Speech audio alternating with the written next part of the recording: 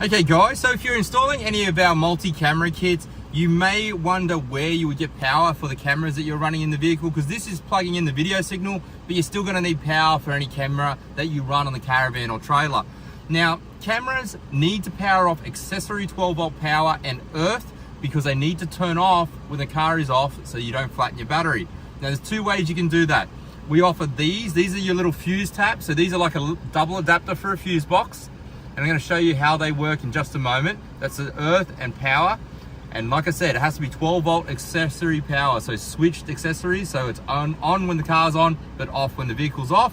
So you can use that if you'd like, and that would power straight to the cameras.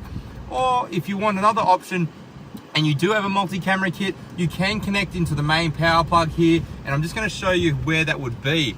So on the back of these, if you go turn the module over when it's plugged in, the first red wire and the first black wire, those two there, they're power and earth, accessory 12-volt and earth. You can use those to power your camera, okay? Cameras only use a small amount of current, so this will handle a couple of cameras on them, long as they're low-powered cameras, which most cameras are these days. The other option you can do, like I mentioned, is the fuse taps that we do sell on AutoChimp Electronics is like this. I'm going to show you today on this Toyota Hilux. This is a 2020 model.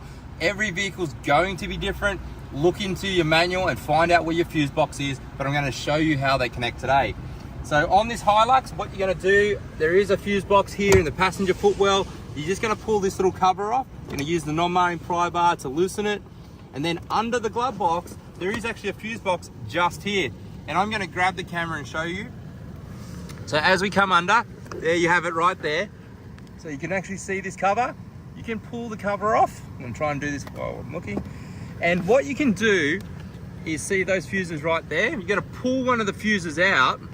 And long as it's an accessory 12-volt fuse, and a lot of the fuse boxes will actually tell you if they're accessory, okay? You can use ignition number 2, ignition number 1. So what you would do is pull that fuse out. Once you pull the original fuse out, you would put the original fuse into this location and then slot this back into the original fuse box, okay?